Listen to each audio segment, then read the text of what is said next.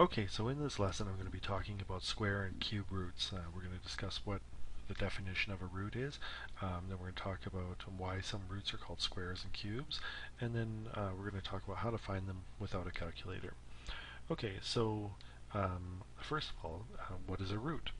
Well, in the common vernacular, a root, like a roots of your hair or the roots of a tree or even the roots of your heritage, really define where you come from, right, or where something comes from. So that's what a root is. A root um, is basically is where something comes from. Okay, so in math, this means where a number comes from. Okay, so when we're looking at the roots of a number, what you're really doing is talking about the prime factors of a number. Okay, now the square roots of a number or the cube roots of a number are a special case. And what we're doing is, when we're calling something a square root, what we're doing is actually treating that number as though it were an area. Okay, and I'll show you an example here. Oops.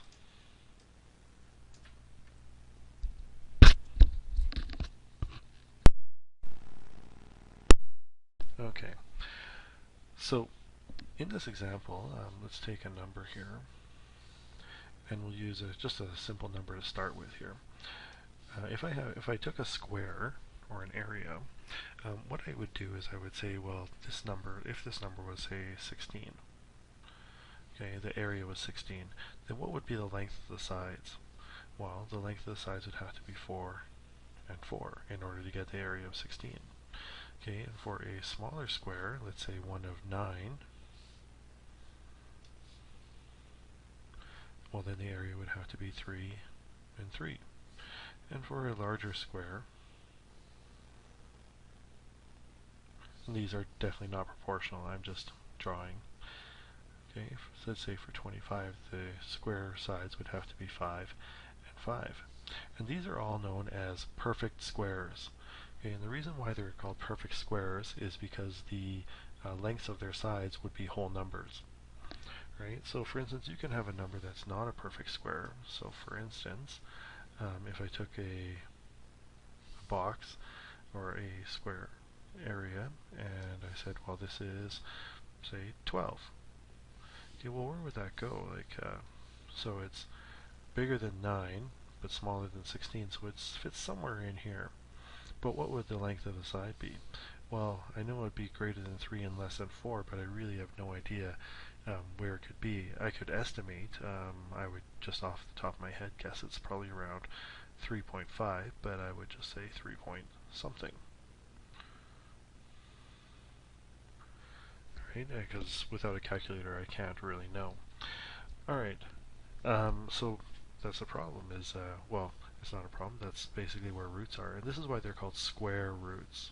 Okay, now it's possible to have non-square roots.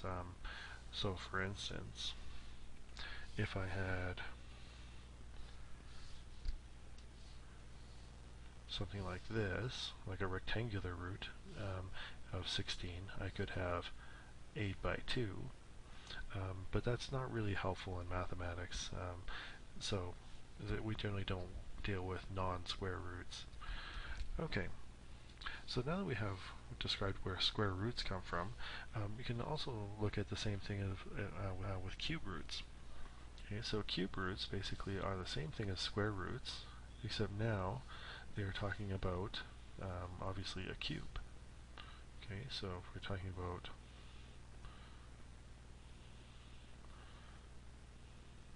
something like this, and hopefully I can just draw a cube really quickly here.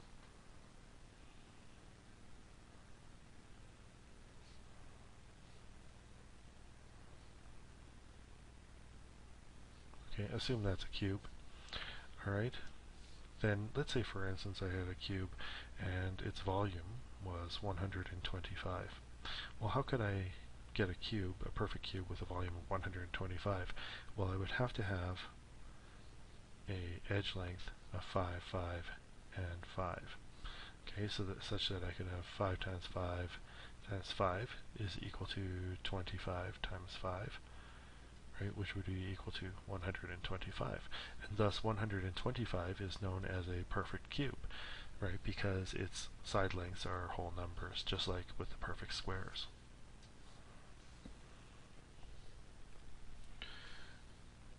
Okay, so getting on with the lesson, that's why some of the roots are called squares and some of them are called cubes, and some of them are neither because they're not perfect squares or they're not perfect cubes. That's why they're called that. Okay, so the real question is, how can we find squares and cube roots without a calculator? And the first way is through estimation, and I showed that earlier. You could just guess. Right, so for instance, if I know that the square root of 9, okay, so this is the number, and this is the root. Okay, so the square root of 9 is 3, and the square root of 16 is 4, and the square root of 25 is 5. Well, I could guess, for instance, for the square root of 12, and like I said, it's somewhere in between there, but it's not linear. So 3.5 is not directly in between the two. You could just have to guess. Like I said, I would guess like maybe 3.6 or something like that. But without a real calculating device, it's really difficult to tell. Okay. Usually, it's better just to represent it as root 12. Okay, and then you have the exact value and you don't have to estimate, you won't lose any precision.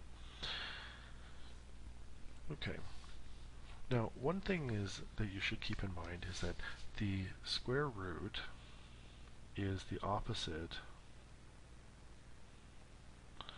operation of, or square root of x I should say, is the opposite operation of x squared. Okay, in the same way that the cube root of x is the opposite of x cubed.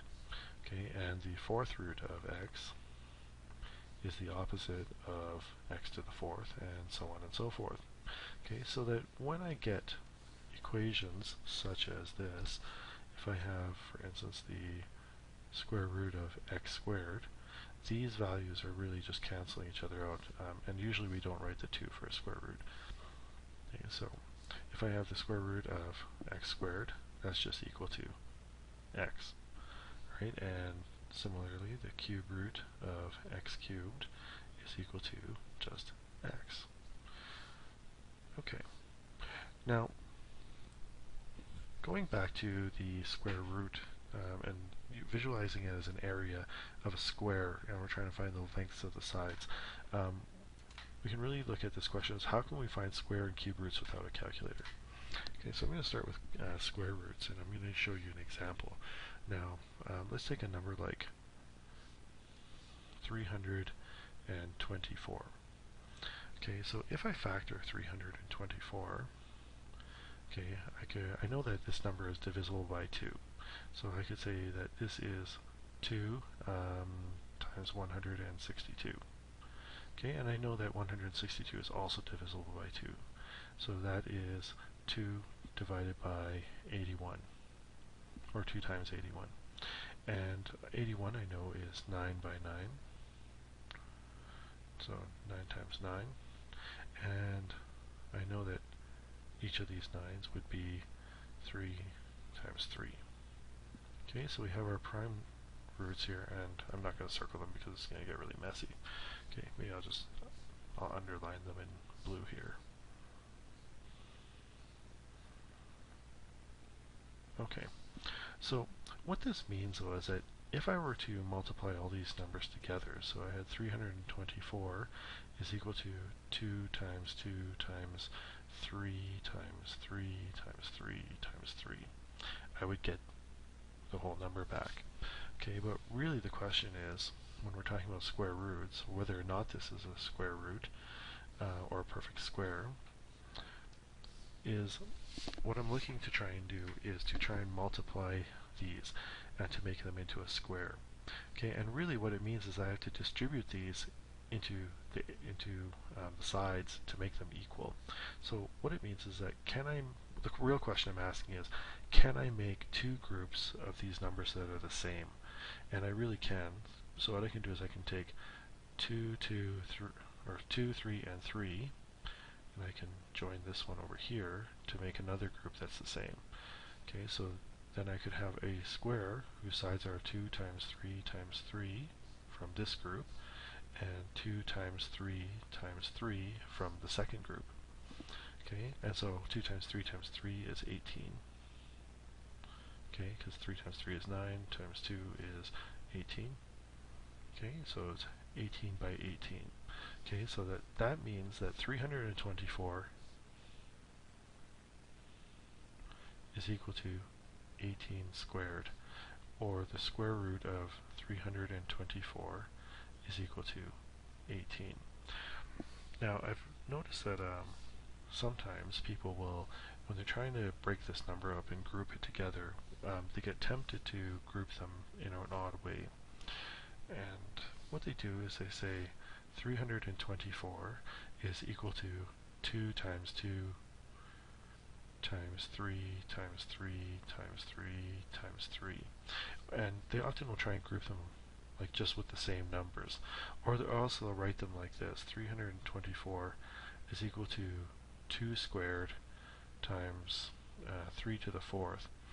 And although this actually can be helpful, it's a little bit confusing for some people because they can't actually group them together. However, this actually is a helpful way to do it if you know how. What these exponents mean is that I have 2 2's and 4 3's, and what I'm trying to do is put them into two groups.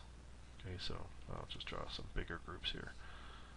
Okay, so let's say I have group 1 and group 2. Okay, so how can I distribute them? Well, in order to divide these numbers into two groups, the exponents all have to be even. So they all have to be divisible by 2. Alright, so that means I could take one of the 2's and put it in here, and another one of the 2's and put it here. And I could take 2 of the 3's and put them in here, and the other 2 and put them in here, and I have the same thing. Sorry, that 2 looks like a Z. Okay. Now, if, for instance, I had done my factoring with a different number, and I ended up with something like this, 2 squared with 3 cubed, what I should be able to see is that there's no way I could distribute 3 3's amongst two different groups and have them come out to be the same. And therefore a number that had factors like this could not be a perfect square. Okay, for instance, let's take a look at a simpler number, okay, such as 12. Right, now 12 is made up of 3 times 4, and 4 is 2 times 2. So when I look at this, I can say 12 is equal to 3 times 2 times 2. Now, 3 times 2 times 2, I'm trying to put them into two different groups. Okay, one for each section of the area, or each side where we're trying to make this area. I can put a 2 in each group, but somehow when I get to the 3, I can't break that up, or not evenly anyways. So I'd have to find a way to put that in there, and therefore I can't get a perfect square out of 12, and so 12 is not a perfect square. Okay, similarly with cubes, it's the exact same thing, except this time instead of working in area with just 2 dimensions, we're working in volume, which is 3 dimensions. So in the final product, what we're trying to do is split up the factors into 3 groups rather than 2 groups. So let's just take a number, say off the top of my head, and I don't know, let's choose a number like, I don't know, 46,656.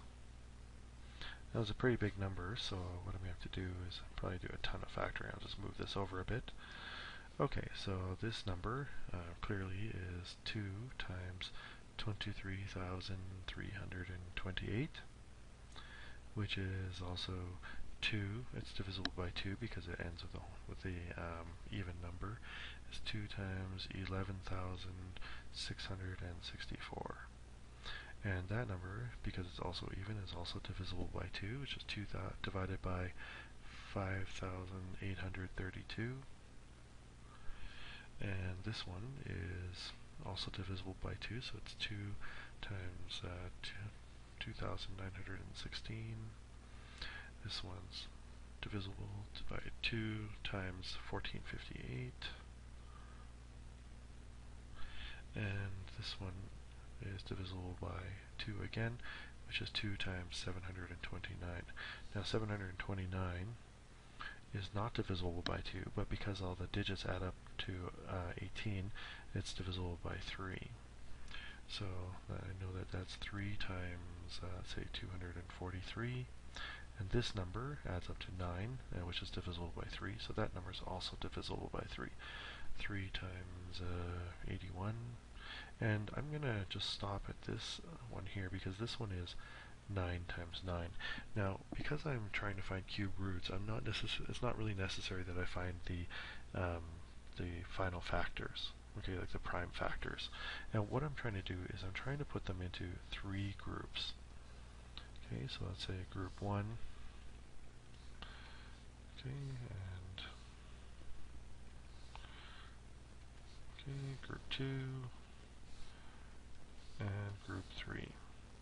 Okay, it looks like a big screaming face is probably what you would be looking like if you got this question on a test. Okay, so what we're going to do is we're going to try and distribute these numbers equally into 3 groups. Okay, actually I probably should divide these out. So I have 3, 3, and 3, and 3. Okay, so let's see what we can do. So I have a 2 here, I'm going to put it there. Another 2 here, I'm going to put it here.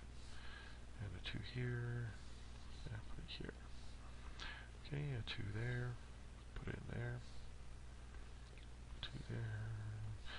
And basically what I'm doing is just pulling out all the prime factors.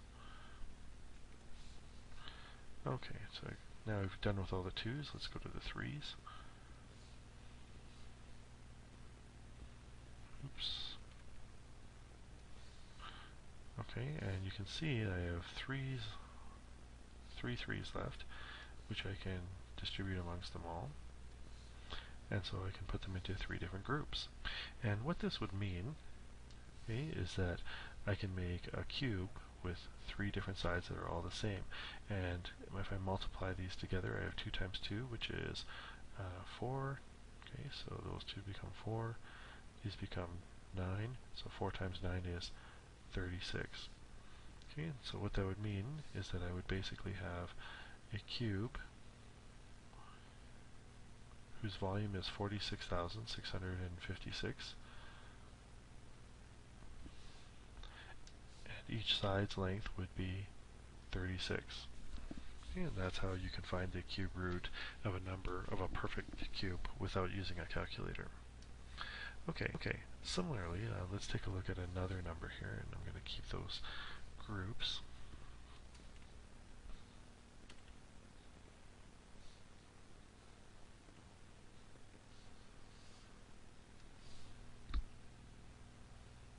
And I'm kind of a perfectionist.